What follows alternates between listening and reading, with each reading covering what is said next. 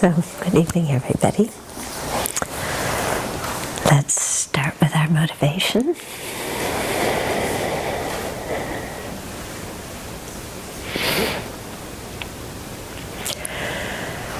We did Guru Puja this afternoon, and the verse about fortitude, it talks about, even if others beat me or criticize me or blame me or mistreat me or don't appreciate me or do all these horrible things to me, may I return their harm by helping them. And I'm sure all of us would agree that that's very, very noble. And that's what we all aspire to do. But if we're honest, it's still at the level of aspiration, isn't it? Because as soon as somebody doesn't respect us or doesn't give us what we feel is our fair due, or doesn't appreciate us or mistreats us, or even if we just kind of get bored with that person or nothing really happened, but we're just like, nah. We want something that's more exciting or more peaceful or more something. Then our aspiration is basically forgotten about.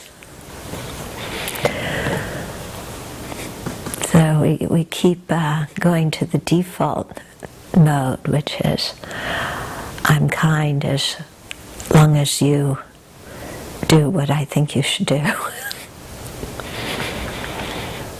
And speak to me the way I think you should speak to me, and so on and so forth. So we have to kind of be aware of this and look at the self-centeredness that lies behind that behavior and behind that way of thinking. And then replace it by the thought wishing to benefit others and seeing the advantage of benefiting others. And also by applying the antidotes to our own pride, our own conceit of I, that feels we should be honored and respected and so on. So it's a very difficult transformation to make in our mind because we're so habituated with the thought I and all the associated assumptions of how people should treat me and who I am and so forth.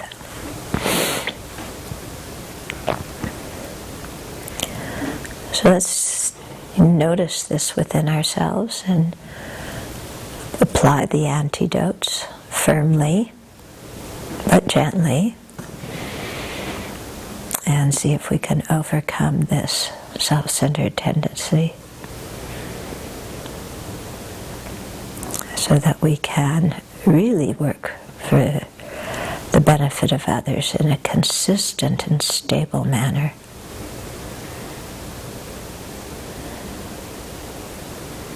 All the way until they reach full enlightenment.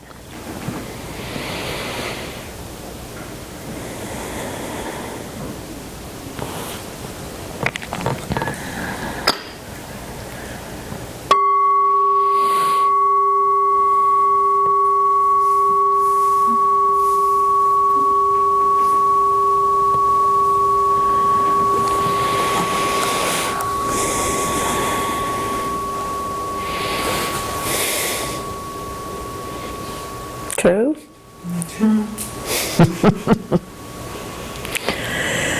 Yeah, it's nice that we say the verses. At least there's a sincere aspiration there. I I think we all, sincerely would like to be able to be that way towards people. But what is it they say when the going gets tough, we get going? The tough get going. But I know, I just changed it. Yes. because the tough may get going, meaning going on with it, but we just get going. I'm like, ciao, nice knowing ya, good luck. Yeah, unless you treat me a certain way, then, yeah.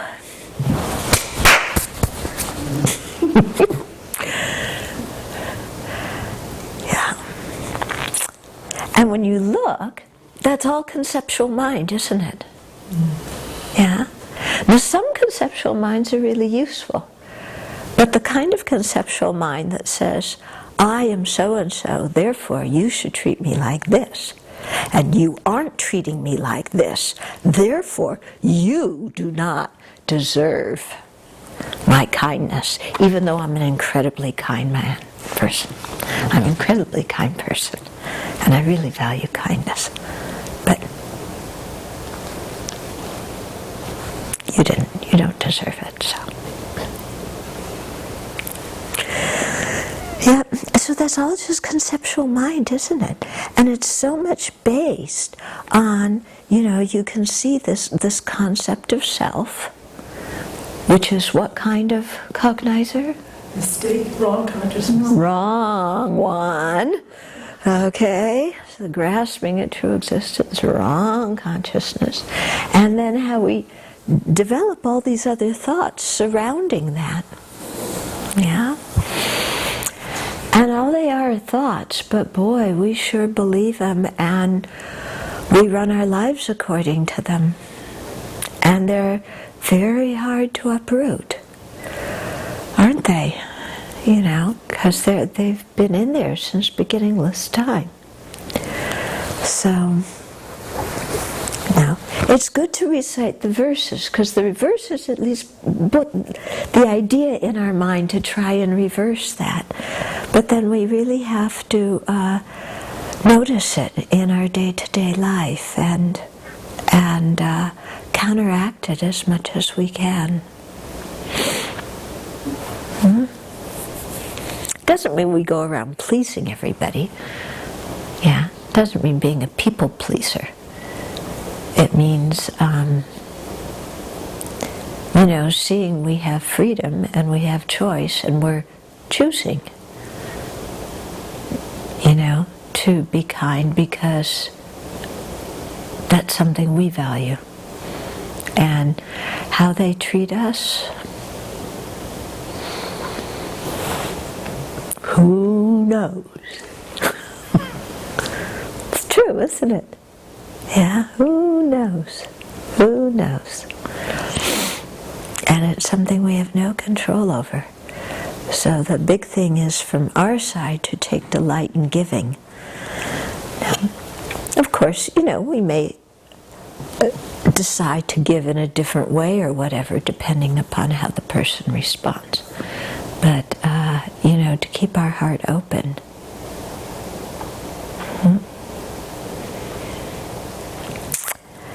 Okay. Maybe we'll get to wrong consciousness today. We certainly have enough of them, don't we? And the thing is, we don't even recognize our wrong consciousnesses. We think they're correct consciousnesses. And this is really where we get in trouble, isn't it? We're having a wrong consciousness. Yeah. Like we're grasping at true existence, or we're grasping at some image of ourself and therefore create the syllogism, people should treat me like this because I am blah, blah, blah. And it's a totally false syllogism, no presence of the reason in the subject, no pervasion, no counter-pervasion, but we believe it. And we live our life according to it. And when somebody tries to point it out to us, that we have a wrong view and we're holding on to a wrong view, we get mad at him. Yeah? I mean, this is really samsara, isn't it? Isn't it? Think of how many times people have tried to help us.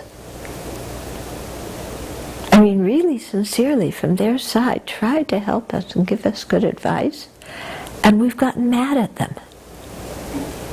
And they've tried to tell us that we've had a wrong consciousness, and we say, beep, beep, beep, beep.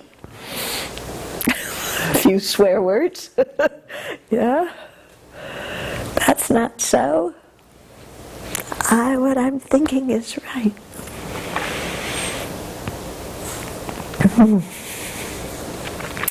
Okay, so I think studying low rig is very helpful in this way for getting us, maybe to start seeing some of our wrong consciousnesses, and seeing some of our not correct assumptions, but wrong assumptions, and, not correct inferences, but wrong minds, and, really getting us to see these and learn how to differentiate them. Okay, so someone wrote a question that said, do syllogisms only apply when you're trying to prove the subject fits a definition or has a particular attribute? For example, sound is impermanent. Because when you set up a syllogism like awakening is possible, or awakening exists because the mind is empty of inherent existence, there appears to be no pervasion, no link between the mind being empty and the criteria for existence. Okay? Okay, if you have something that says, let's say, awakening is possible because the mind is empty of inherent existence. So that's true. Yeah, but if you look, awakening, what does awakening have to do with the mind being empty of inherent existence?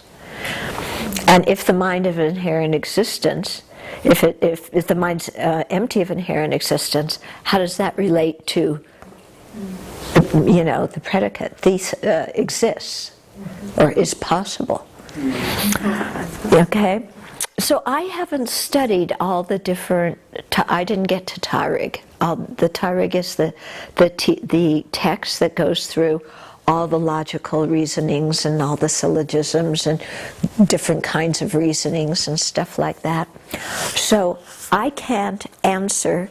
I know that there's many explanations like this where, there's something with a reason and we all know it makes sense, but it doesn't fit that pattern. Okay? So maybe if I have time with Young Rinpoche over the weekend, I can ask him about it, because I didn't get to that. However, what I did see is that you can reword what you're trying to say. So instead of wording it like awakening is possible because the mind is empty of inherent existence, you say something like ignorance is adventitious and can be removed from the mind because it apprehends phenomena existing in the opposite way from how they actually exist. So if you word it like that, ignorance, the presence of the reason is in the subject, in that ignorance does apprehend phenomena existing in the opposite way from how they do exist. And if something apprehends phenomena, the pervasion, if something apprehends phenomena existing in the opposite way than they actually exist, then it can be removed from the mind. Okay, so if you reword, if you reword it that way, then you can make the inference so that you get the three correct criteria. Okay? So, so I came up with a few other ones, but they come back to the same meaning, like afflictions haven't penetrated into the nature of the mind, because the afflictions are empty of true existence, or because they are not always present in the mind. So when they explain that enlightenment is possible, these are the kinds of reasons they give. So it could have to do with just the way you word the syllogism. Yeah.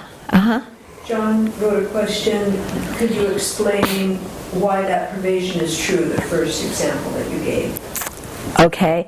Why, if something apprehends phenomena to exist in the opposite way from how they actually do, why those can be removed from the mind?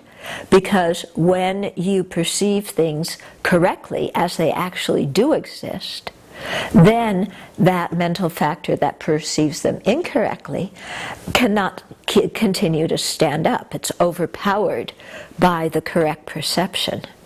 And so in that way it can be removed from the mind. Okay? Yeah, that's an essential part of the whole argument. Yeah? Now he says, but why can we necessarily perceive things correctly? Why can't we Why necessarily? can we necessarily perceive? Okay, well, it's possible for us to perceive things correctly when we listen, think about, and meditate on the teachings. So we can perceive things correctly because reality is reality, and our mind is not inherently afflicted. So when there's wisdom that perceives reality, there it is. Okay? Yeah. So if all we had in our mind were afflictions, and there were no other mental states beside afflictions, then there would be no way to perceive reality. But our experience is that there are mental states aside from afflictions. Yeah? So if those mental states, such as wisdom, can perceive how things do exist, then that can overpower the ignorance that perceives things in the contrary way. Okay? Then there are a few things that I thought to review a little bit because, there's different low-rig texts that present things in a little bit different ways.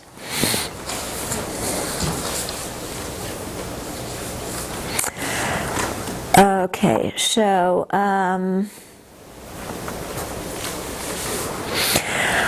about subsequent cognizers of a direct perceiver.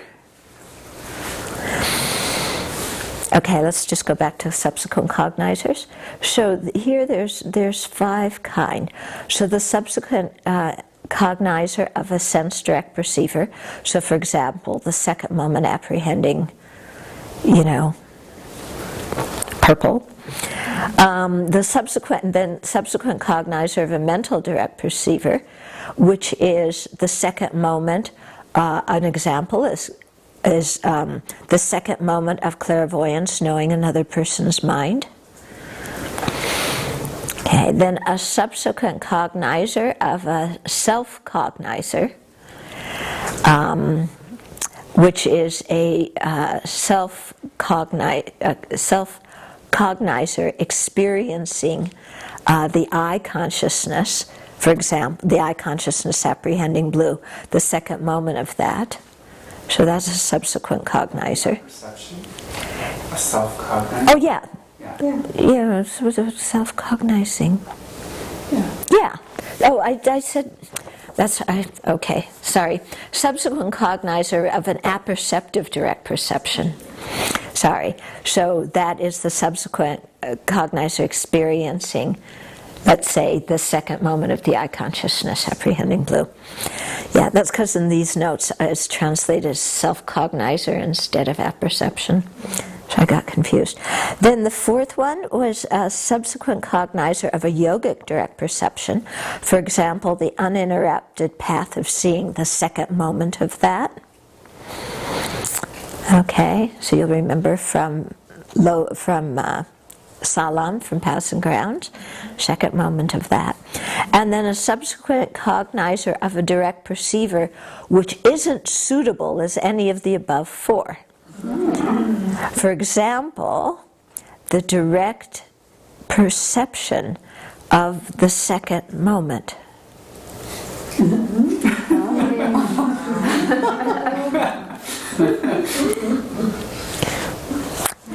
Okay, so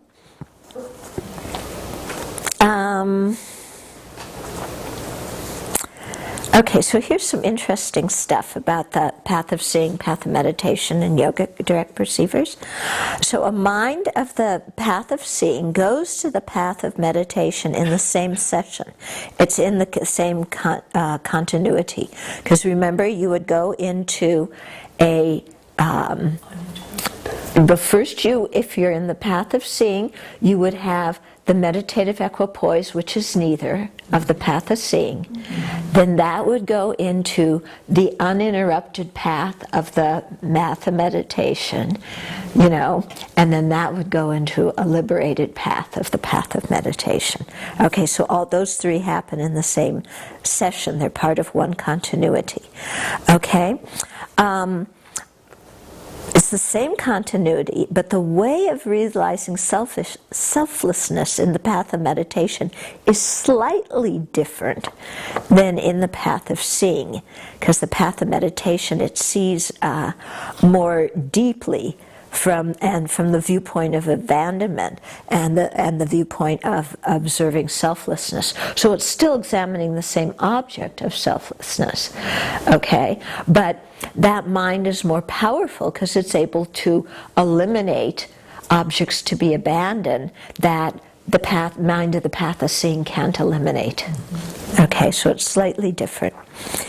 Then there's much debate as to whether if you get up from a meditation session and later meditate on the same topic, then the first moment of direct perception of your second session, is that a prime cognizer, according to Sautrantrika, or a subsequent cognizer?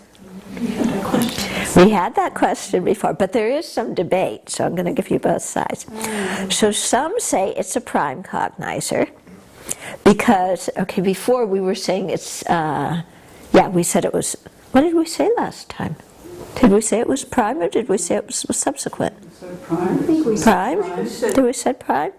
Okay, so some say it's a prime cognizer, because one is newly generating a continuum of direct perception. Okay, you're starting a new continuum of that realization of emptiness, so they say that first moment is going to be a prime cognizer, even though you've already directly cognized emptiness before.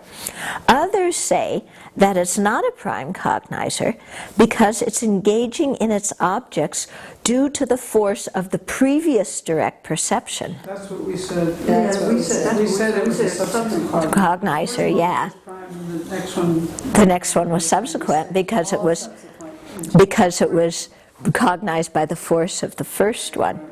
Okay, so from the viewpoint of familiarization with what has already been seen, from that viewpoint, then it seems to be a subsequent cognizer. Okay? From the viewpoint of being a new awareness, engaging in a new object,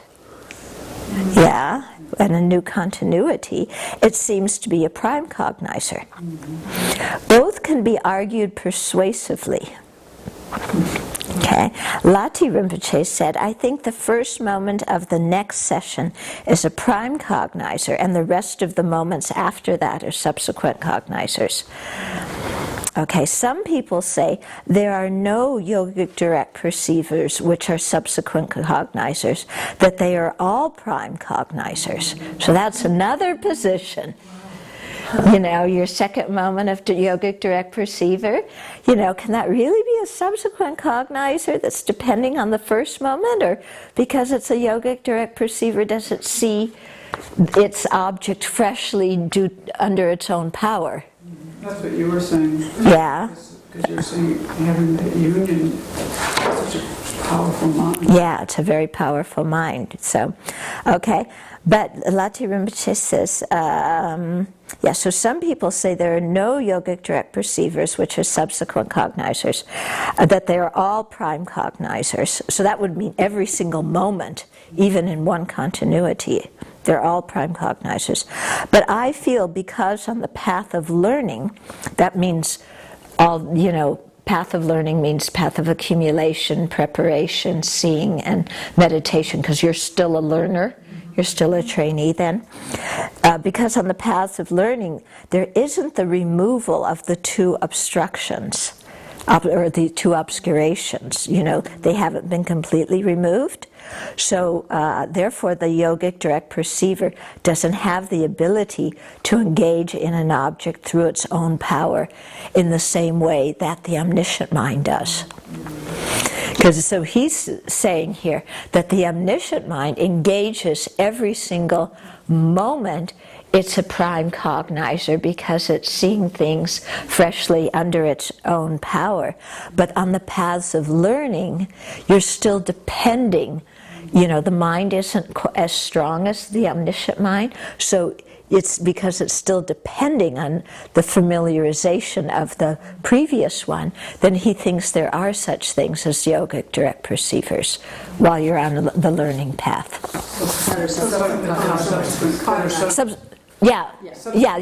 Sorry. Yeah, subsequent cognizers. Okay. So it's interesting. Here you can see, we found this a lot in the low rig text. As I've been going through my notes, one says one says the other. I was coming across something today where they were discussing like seeing a white snow mountain is blue, and one person says the apprehended object is a white snow mountain, and one says it's a blue snow mountain, but actually it isn't because it doesn't exist. So they all have different ideas. So confused. Yeah, right. But both of those said that the appearing object was a white snow mountain. Yeah. Okay. Then there was some interesting stuff, just to review about a conceptual direct cognizer. So there's two kinds. A conceptual direct cognizer induced by a direct perceiver. So this is a consciousness ascertaining blue, which is induced by a sense direct perceiver apprehending blue. Okay? So it's interesting because here you have your direct perceiver apprehending, let's say, green, and then you start the very next moment, or maybe you have that moment of direct mental perception, but then you start thinking about green. So that's called a conceptual subsequent cognizer that was induced by a sense direct perceiver. So we have those all the time. You hear somebody's voice, and then you sit down and you think about what they said, and you're hearing it again. So that's an example. So we have that all the time, don't we? We see something with our sense consciousnesses, and then afterwards we think about them. We either remember them or we think about them. So those are called conceptual subsequent cognizers. Yeah? I think when we daydream, that process is always going on. Something comes in and then a memory, and we start going off and daydreaming. Yeah. Well, when we're daydreaming, we're not just necessarily seeing something with the direct perceiver and then conceptually remembering that.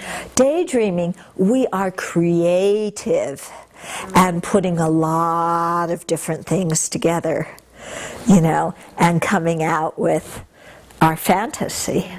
So that it is conceptual cognizer, yeah. But I don't know if you would say it was a subsequent cognizer if we're lost in our own la-la land.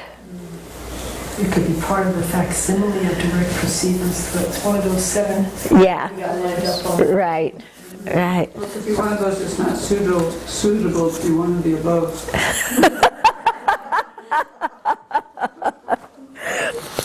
And then another kind of conceptual subsequent cognizer is a conceptual subsequent cognizer induced by inference. So the first moment, of an inference is a prime cognizer, and then the second moment is a subsequent cognizer, conceptual cognizer. And then there's the subsequent cognizer, which is not suitable of either of those above, which is just the second moment of the mind realizing sound.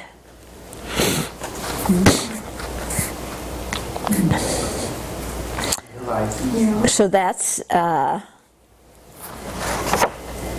so we had the first two were subsequent cognizer of a direct perceiver, then conceptual subsequent cognizer, and then the third one isn't suitable to be either of those, and it's, for example, the second moment of a mind realizing sound. That, when it says mind realizing sound, it's quite vague. It's not saying which kind of perceiver it is. So that's why I think they're putting it in that category.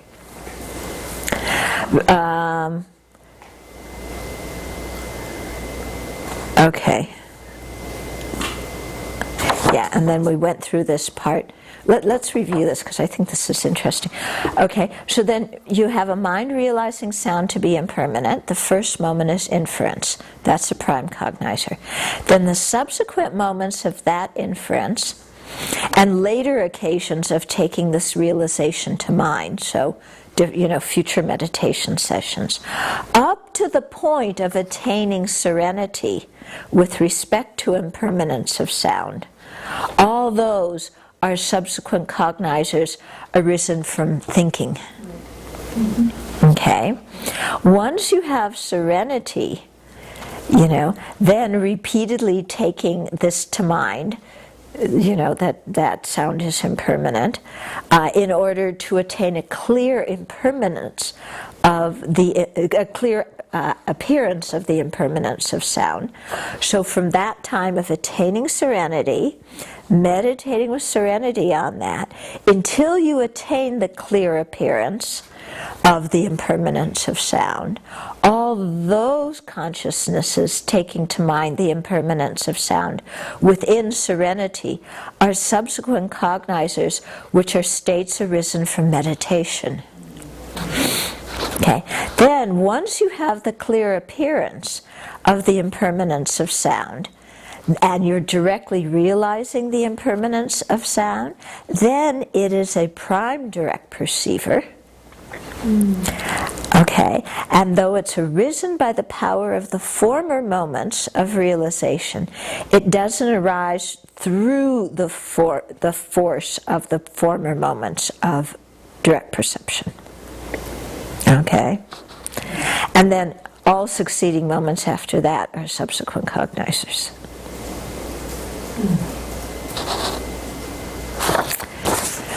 Okay. Does that relate to object? Like, by the time you have that clear appearance, it's still the clear appearance of sound, not the clear appearance of the No. Here it's the clear appearance of the impermanence of sound. Not the clear appearance of impermanence. Yeah, because it has to be impermanence of something. So it always is an object of that. So any different object that you would have that realization on this. Yeah, I mean, I think that probably they would say it's similar to when you realize emptiness, that realizing the impermanence of one object experientially is the same as realizing the impermanence of all objects. Okay. Then some things about facsimiles of a reason, because we were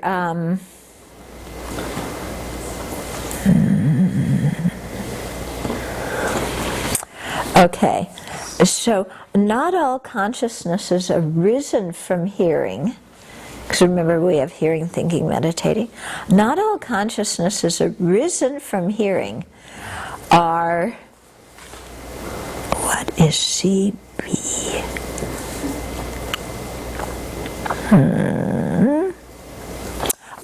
Are correct assumers. Okay, I have an abbreviation, CB, which is correct belief in this translation. Okay, so not all consciousnesses arisen from hearing are correct belief. For example, somebody tells you that sound is permanent and you believe it. So that's a wrong consciousness. But any wisdom arisen from hearing is a correct assumption.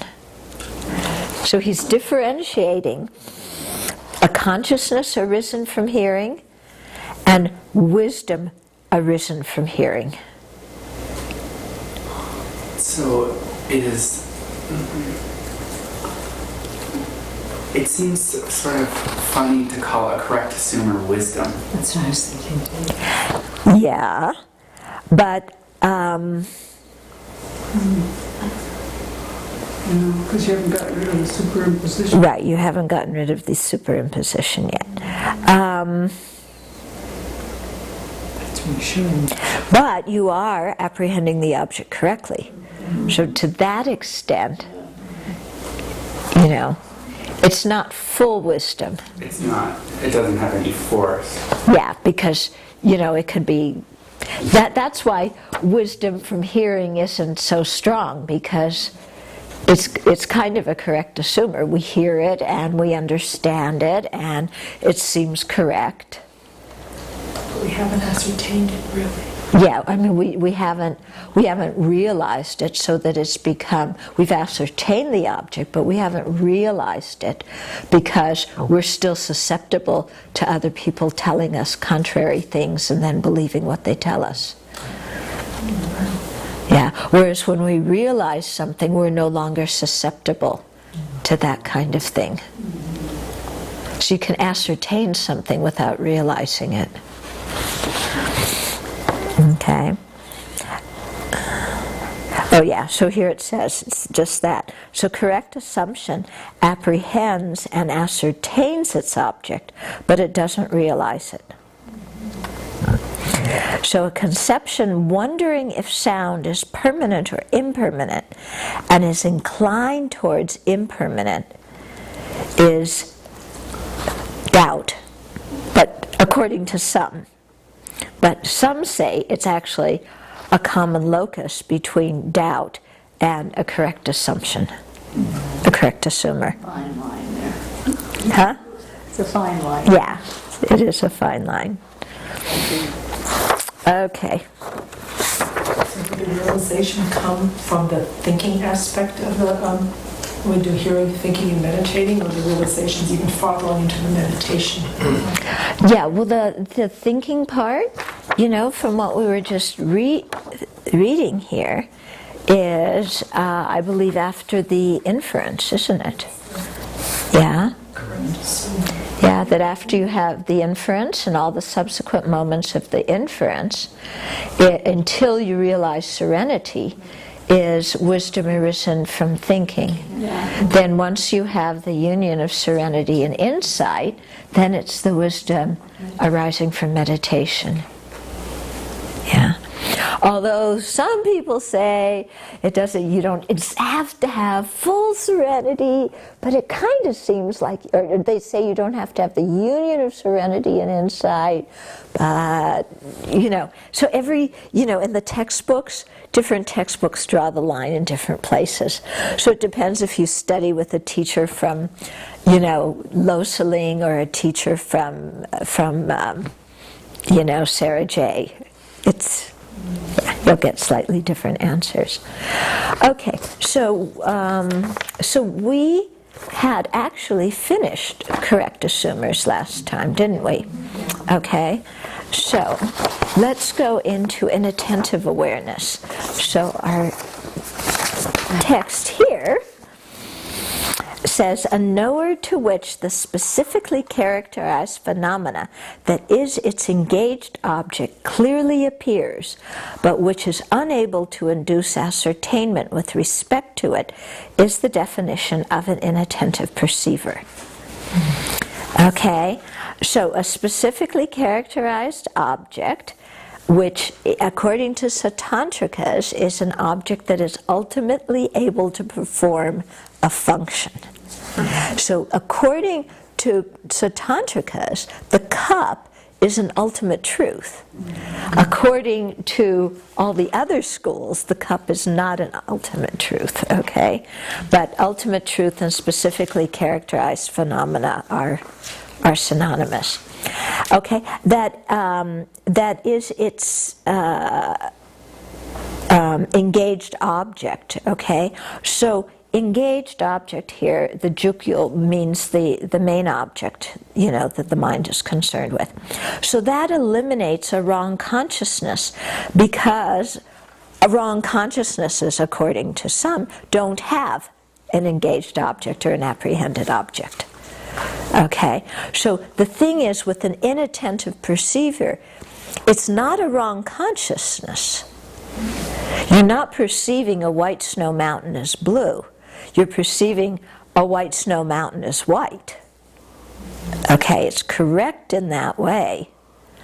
But, yeah, and that object clearly appears to it. You're looking at the white snow mountain, yeah, but which is unable to induce ascertainment with respect to it, so, which means that you're unable to know that you cognize the white snow mountain.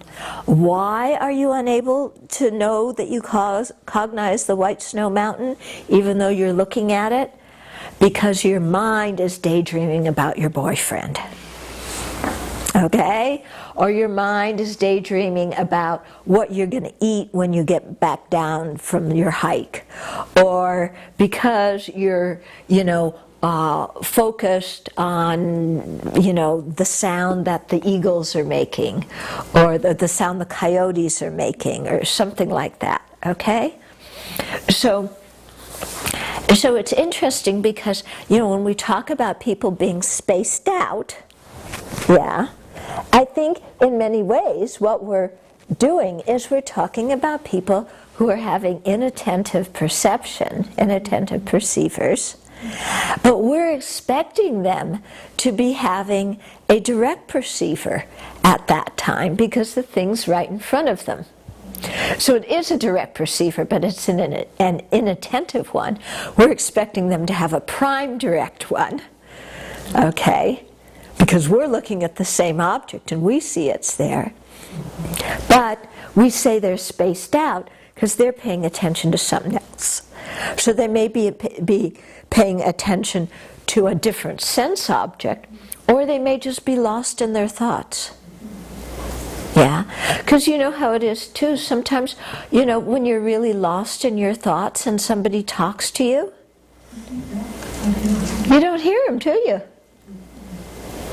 Yeah, I mean, you hear this voice, somebody's saying, fold the laundry please, or come for dinner, or whatever, and we're just, lost in our own internal Star Wars.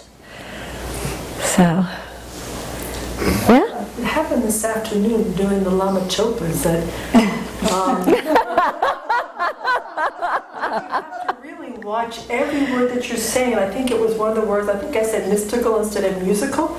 And when I realized later on that I had unintentionally jumped about 4 words in front of that word. So even though I was sort of looking at musical, my mind was farther ahead of where my eyes were. That's how I saw mystical instead of musical. So when I'm doing the Lama Chopa, I can see when I mispronounce a word that I'm not on that word, my mind has gone someplace else. Just that, it's a split second thing. Yeah, sometimes it's true. Yeah, for a split second, and so what you're reading is Not. Yeah. I was thinking about when I used to drive, and especially if I went on a route that I was very Oh, yeah. Sometimes I would get to the place and I realized I didn't have any awareness of that entire trip, but yet I did it safely, and so what's that? Yeah, okay. So you're driving, and I mean, this happens all the time, doesn't it? You drive, and you get in the car, you get out of the car, you don't have any real recollection of what you saw. You know, if somebody says, was the light green on the corner of Main and 6th when you went by there, you couldn't say, you don't even remember. But yet you managed to drive there safely, you know. And also when you get there, you can't remember any of what you saw. And usually we can't remember any of what we thought about during the whole time too, even though we were thinking the whole time. Yeah? That's called double spaced out. But this is really how most people are, isn't it? You know, and it's scary when you see it, how much time we spend being double spaced out. We can't remember our sense perceivers,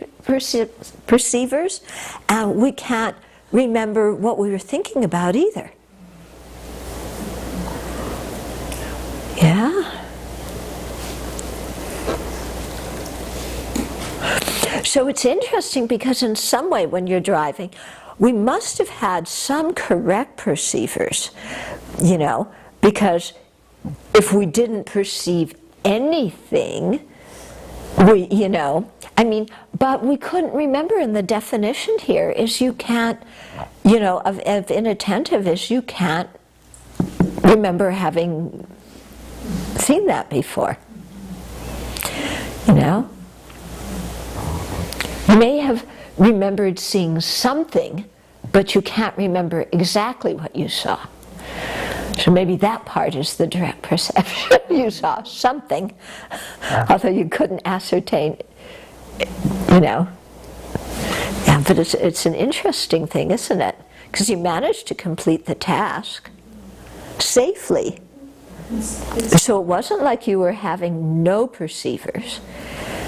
You couldn't have done that with your eyes closed. It's like it's so far in the background, and it's like background programs. Yeah. You know, that you're shifting and turning and, you know, putting the brake on appropriately and all that, but you're not attending to it. Right, right. And you can't even remember what you saw on the way there. Yeah. Yeah. But it wasn't a wrong cognizer either. Is this sort of, it makes me think about the neutral feeling. Feelings, you know? Yeah. And specifically, I was somewhat curious if you, I guess, I was thinking about if you can have afflictions during this time, you know, like how you're creating karma and you're not even realizing, you know, like it's just gone after this. What, You're you not mean? your karma, but you're like, I don't know, it seems quite neutral, you know. What seems neutral? The experience of an inattentive perceiver. Uh-huh. Right? Yeah. But if you had, I don't know, can you have like manifest sort of attachment while you're having an inattentive perceiver? Okay. So, yeah, so we're putting together the ways of knowing things and the mental factors. Yeah. So when you have an inattentive perceiver, can it invoke an affliction?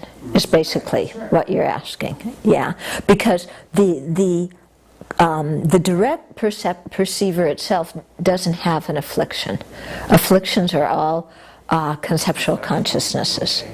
Okay? Yeah.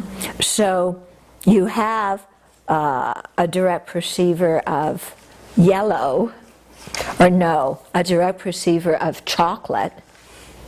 Yeah. But it's inattentive. Can that still generate, in subsequent moments, attachment?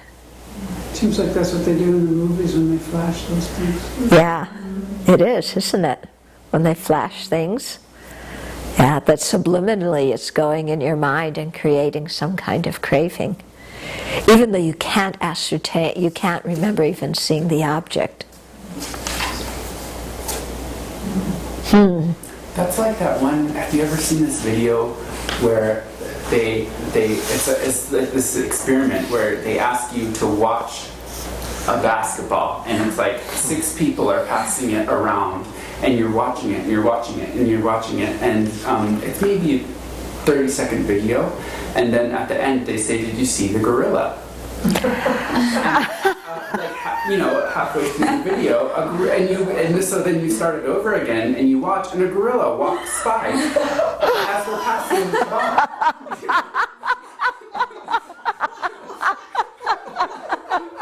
This is the test, and you get one. That's a very good example of inattentive perceiver, isn't it? Smoke marijuana. Like a real part of it. What I remember clearly is that we'd be together, a group of people, and you could be responding to people just by listening to their tone and not really paying any attention to actually the content of what they were saying. Right, yeah. You would be appropriately responding for that group of people, for that moment. But you can do that even when you're not stoned. Yeah. You're in a noisy restaurant, and you can't hear. Is it only me that does this? You're in a noisy place, and you're tired of saying what all the time, and the person's just chattering away, and so you just completely respond to their body language. You hear the tone, but not the... Yeah, not the words. I think I did that today while we were shoveling snow. There was just so much noise I couldn't hear. It's like, yeah, okay. But part of the reason why we have the inattentive perceiver is that sometimes my mind is hooked on to some object of attachment. Right. So I'm creating karma not with the object that I'm not ascertaining, but with the conceptual what's going on. Right, yeah. So it's interesting to see when we have inattentive perceivers why, what's going on. Yeah, because you could be sitting here in teachings and your mind is in la-la land. Yeah, and it looks like you're tracking everything. But somebody says afterwards, "Oh, what did they say?" And you're like, yeah. And the person says, "But it looked like you were listening." Well, I faked it really well. Yeah? I mean, that happens, doesn't it? So... Okay, should we keep going with inattentive one? Okay, so when inattentive perceivers are divided, there's 3: sense, mental, and apperceptive direct perceivers that are minds to which an object appears but is not ascertained. So that's kind of the definition, appearing but not ascertained. Yogic direct perceivers, which are such, do not exist because any yogic direct perceiver must realize its object. Okay? So whether we say that there are subsequent moments, subsequent cognizers of yogic subsequent cognizers or not, they all must realize their object. This is because, and here they quote Dharmakirti, his commentary on Dinaga's Compendium on Cognition, from just seeing the great intelligent ones ascertain all aspects. So the great intelligent ones must be those who have realized emptiness directly, or selflessness in this school. An illustration of a sense direct perceiver, which is an inattentive perceiver, is a sense direct perceiver apprehending blue that induces the doubt, did I see blue or not? Okay, so this could be existing in the mind stream of somebody who had an eye consciousness apprehending blue, but their mind was attracted to the music in the background. Yeah. It's quite interesting. I do not notice what people are wearing. Yeah. People will say to me afterwards, "Oh, it was that person wearing such and such, suit or dress or this clothes, or it was cut like this, or their hair was combed like that." I don't pay attention. I cannot remember. Yeah, I don't even notice what people are wearing. It's so strange. Yeah, and I know very often when I'm being introduced to somebody, somebody will say that person's name, and I don't pay attention to their name because I'm kind of, Venerable, yes, you would like it. I'm getting the vibes of the person. But I'm focusing on the presence of the person. And so often they say, well, you know, I just haven't even I don't even remember their name, let alone what they were wearing. Yeah. So those are lots of examples of inattentive direct perceivers, because I'm paying attention to something else, you know, about the person. Maybe their expression. Yeah, I pay much more attention to body language, facial expressions, voice, clothes. My mother had a daughter like me. She wanted a daughter who liked clothes. My poor mother, she got me. Okay, an illustration of a mental direct perceiver, which is an inattentive perceiver, is a mental direct perceiver apprehending a form in the continuity of an ordinary being. So remember, because those are just short moments. An illustration of an apperception, which is an inattentive perceiver, is an apperception in the continuum of a nihilist that experiences an inference as a reliable cognizer. Now, not everybody agrees with this example, but what the example means is there's somebody who's a nihilist. So a nihilist doesn't believe in inference. They only believe in direct perception. You know? If it only exists if I can see it directly. Anything by inference is not valid. Yet, that person who's a nihilist still can have inferences in their mind. But they don't know they're having inferences. So their apperception that is together with that inference is called an inattentive apperception, because it can't induce memory of having had an inference. But not everybody agrees with that example, but many texts give it anyway. Let's see what this says. Okay, so inattentive awareness. Awareness to which an object appears but is not ascertained. Okay. So a cognizer, which is a common basis of being a clear appearance of the specifically characterized phenomena, which is its engaged object, and being unable to induce certainty of the specifically characterized phenomena, which is its engaged object. So we went through that before, even though you had an inattentive perception of it.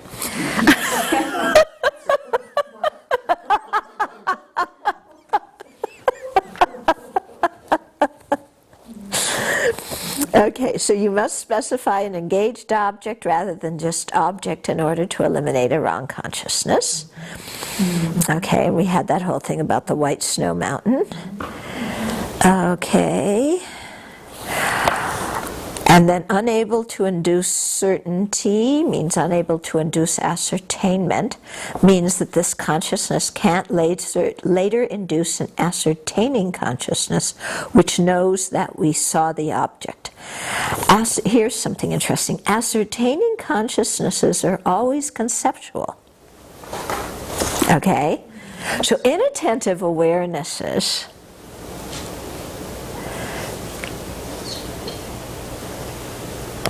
most of the examples are direct. They didn't give a branch of a cognite.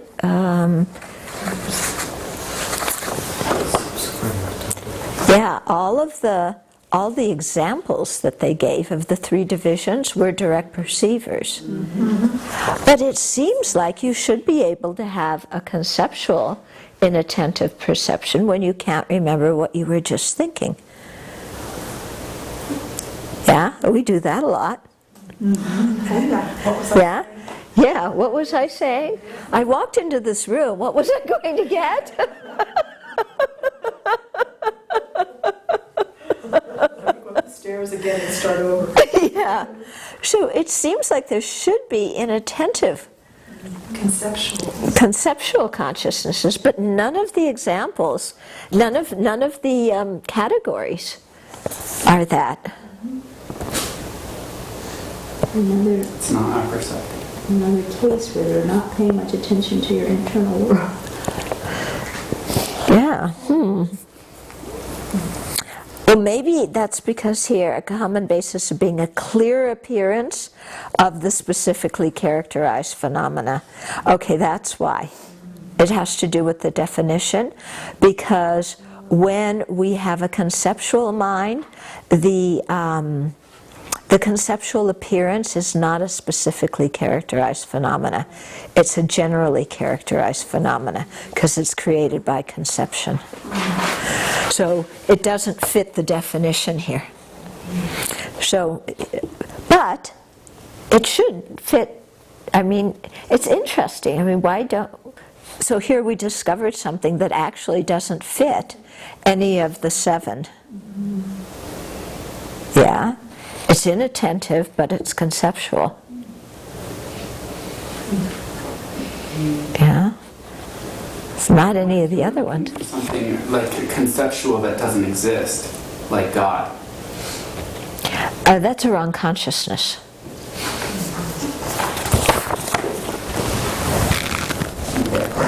Okay? So mind believing in an external creator is a wrong consciousness.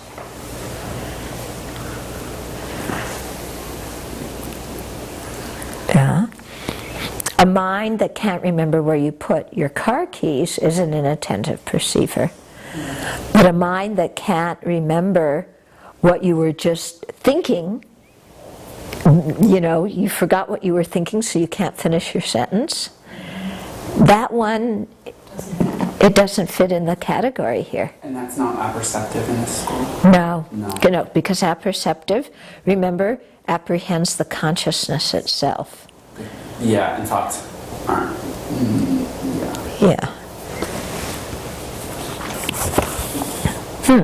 Interesting. I wonder why they made the definition like that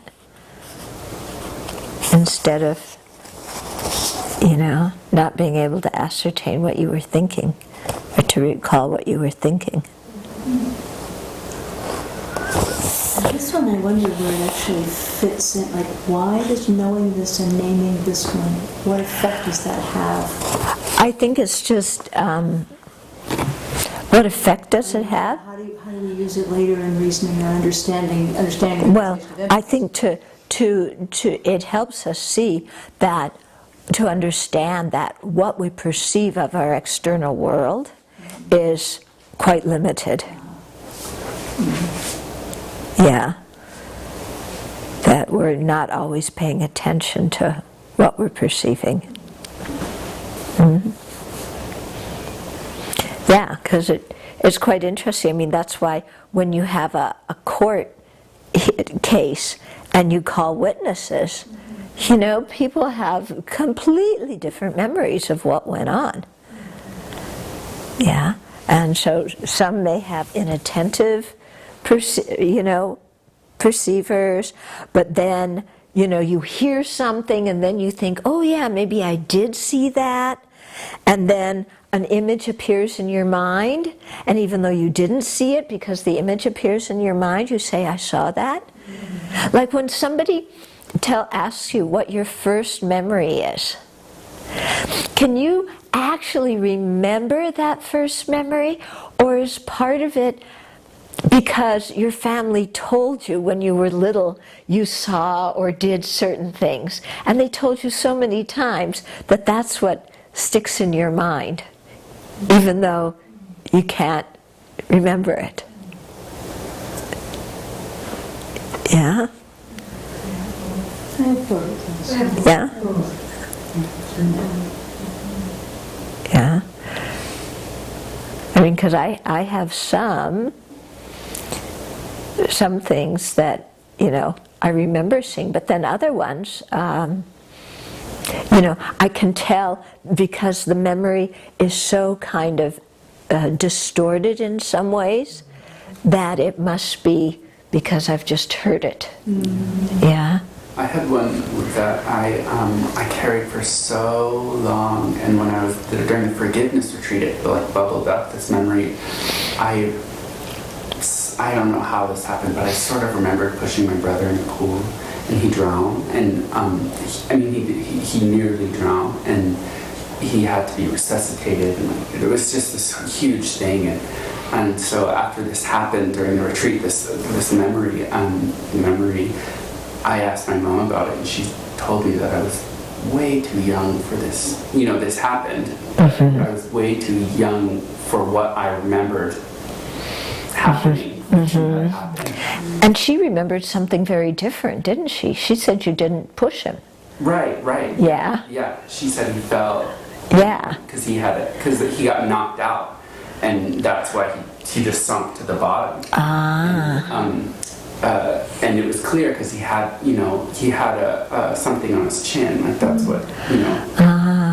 So I think that what happened was that as I was told this story, when growing up, I sort of made up a memory of what happened that day, Yeah. And I remember that you saying how relieved you were when you heard your mom told you that your memory was wrong. Yeah, it was a huge relief. It was like, it really helped a lot. Yeah.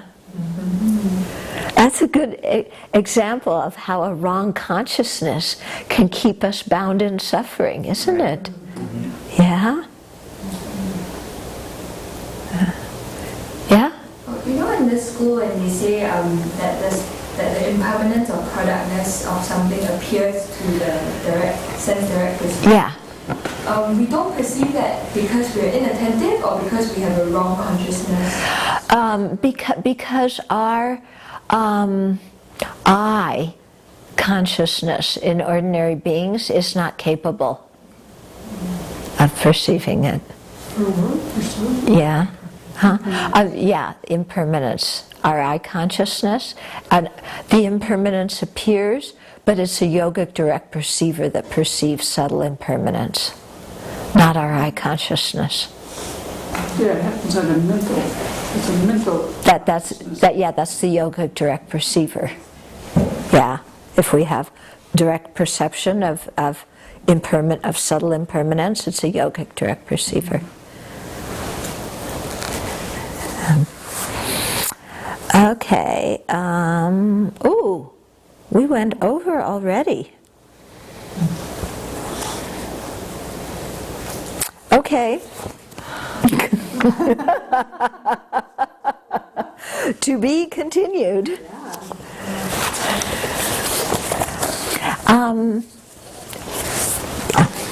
Okay, that's good.